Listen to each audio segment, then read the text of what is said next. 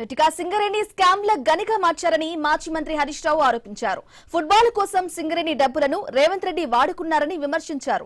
తెలంగాణ భవన్లో బొగ్గు గని కార్మిక కార్యవర్గ సమావేశం జరిగింది. ఈ సందర్భంగా హరీష్ రావు కీలక వ్యాఖ్యలు చేశారు. 40 లక్షల మెట్రిక్ టన్నుల బొగ్గుపై ఆదాయం వచ్చిందని, ఇన్కమ్ ట్యాక్స్ కూడా కట్టారని గుర్తు చేశారాయన. 1600 కోట్ల బొగ్గు ఎక్కడుందో చూపించాలని అధికారులను టీబీజీకేఎస్ ప్రశ్నించారని హరీష్ రావు డిమాండ్ చేశారు. అనేది బంగారం కాదు, ఇంట్లో దాచుకునేది కాదు. 40 లక్షల మెట్రిక్ టన్నుల బొగ్గు అంటే ఎంత పెద్ద కుప్పలు కనబడాలి.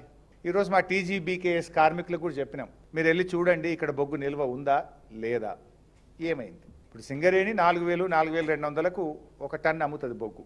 40 లక్షల మెట్రిక్ టన్నుల బొగ్గు అంటే దాదాపు 1600 కోట్ల రూపాయల విలువ కలిగిన బొగ్గు. ఈ 1600 కోట్ల విలువ కలిగిన బొగ్గు మరి ఈరోజు బొగ్గు బాయిల మీద లేదు. మరి ఏమైంది ఈ బొగ్గు?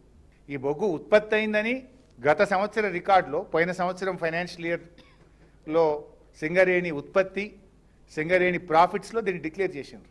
ఈ 40 కాదు, మొత్తం కలిపి అంటే ఇంత అమ్మినము, ఈ 40 ఏమో స్టాక్ ఉందని దాని మీద ప్రాఫిట్ డిక్లేర్ చేసిండ్రు. ఇప్పుడు ఈ 40 లక్షల మెట్రిక్ టన్నులు 4000కి అమ్మితే మాకు ఇంత లాభం వస్తుందని దాని మీద ఇన్కమ్ ట్యాక్స్ కట్టిండ్రు కేంద్ర ప్రభుత్వానికి. కేంద్ర ప్రభుత్వం 49%, స్టేట్ 51%. దాని ప్రకారం డివిడెండ్ ఇచ్చినారు. కోల్ సెస్ ఉంటుంది, ఆ కోల్ సెస్ కూడా కట్టినారు. అది కాకుండా మనకు సిఎస్ఆర్ నిధుల కింద 2% ఖర్చు పెట్టారు, అది కూడా ఖర్చు పెట్టారు.